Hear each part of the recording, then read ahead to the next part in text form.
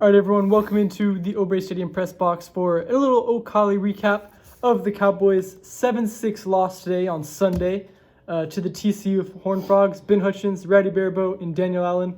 We covered it today. Guys, what were your kind of takeaways from today and really the weekend as a whole? Well, I mean, obviously, TCU took 2 or 3 of the series.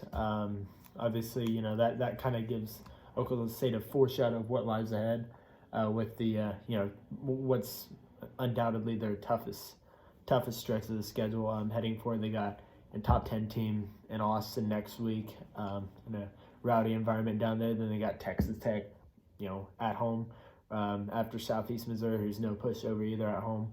So Oklahoma State's starting to get into the meat of their schedule. I think that, I don't know if you want to say this kind of woke them up a little bit, but it certainly gave a little taste in their mouth of what lies ahead.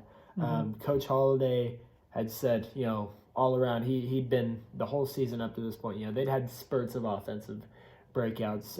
They'd had consistent good pitching, but they'd had spurts of offensive breakouts.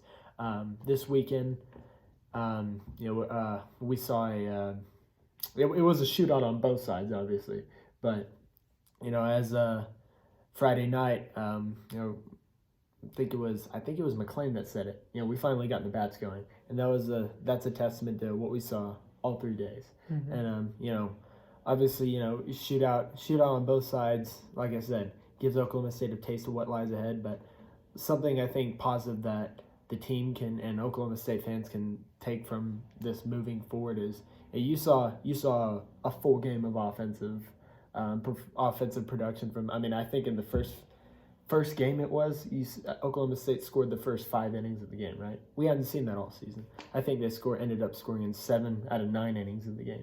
So I think those are definitely some positives and negatives from this for OSU. Rowdy? I think, one thing we've noticed also on this Sunday is Bryce Osmond it's been his 3rd consecutive start where his innings have been continuously increasing. Not only have his innings been increasing, but his performances have also been steadily increasing and getting better as well.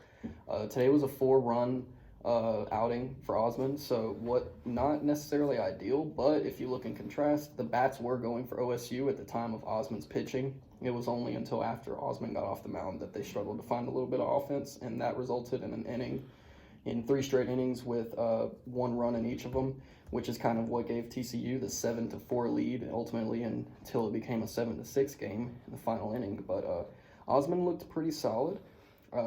Today they just couldn't. They had 10 hits. They just left a lot of runners stranded. They had 10 guys left on base, and I think you can't really do that. You got to close out on your Sunday games. Right, and to touch on what you said, how important that is. Obviously, over the past couple years, not to slide on anybody, but Osmond's kind of been the liability on the starters mound for Oklahoma State these past couple years, right? They've had Justin Campbell, they had Parker Scott last year, 2020. They had Parker Scott too.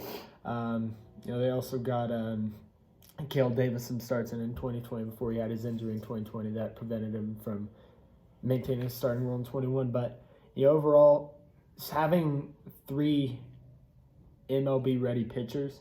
I'm not going to say one's Campbell's MLB. I'm not going to say Osmond's MLB, Medeiros. But having 3 potentially MLB-ready pitchers creates a 3-headed monster for Oklahoma State. And that's kind of what's created the hype for this team. It's been inconsistent at times for this team throughout this year. But if you can have Campbell performing as well as he did on Friday night, Osmond as well as he has the past 3 innings, and then Medeiros getting rid of those inconsistencies and freshman jitters, right?